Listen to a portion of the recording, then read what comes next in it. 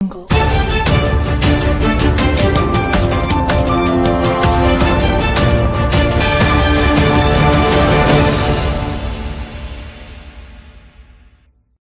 येथून जवळच असलेल्या जामठी फाटा येथून 3 गोवंश हे संशयितरित्या घेऊन जात असल्याने या इसमाची चौकशी केली असता ते कत्तलीसाठी जात असल्याच्या संशयावरून 3ही गोवंशाची या इसमाच्या हातून सुटका करून माना पोलिसांनी माना पोलीस स्टेशनला गुन्हा नोंद केल्याची घटना 21/8/2024 रात्री 12 ते 1 दरम्यान घडली।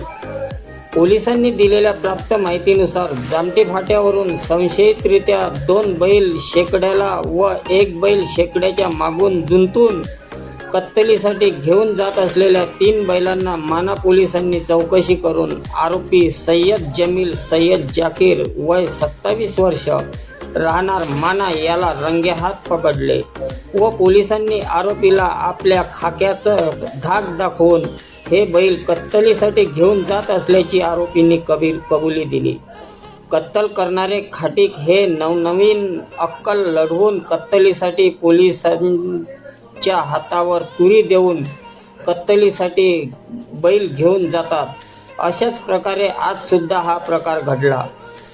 आरोपींनी कत्तलीसाठी हे बैल शेकड्याला जुतून हे बैल शेती करण्याकरता जात आहो असे पोलिसांना सांगितले। गोवंशीय जनावरांना निर्दयपणे व जनावरांना पीडा होईल अशा यातना होईल अशा प्रकारे बळजबरीने कत्तल कामी घेऊन जात असताना माना पोलिसांनी पकडलेले बैल घेऊन जात होते असे आरोपींनी सांगितले।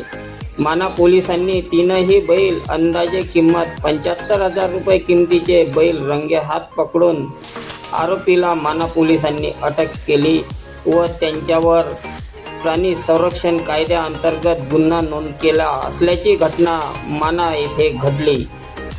UTV न्यूज उद्धव कोकणे माना। UTV चॅनलला लाईक व सबस्क्राईब करा।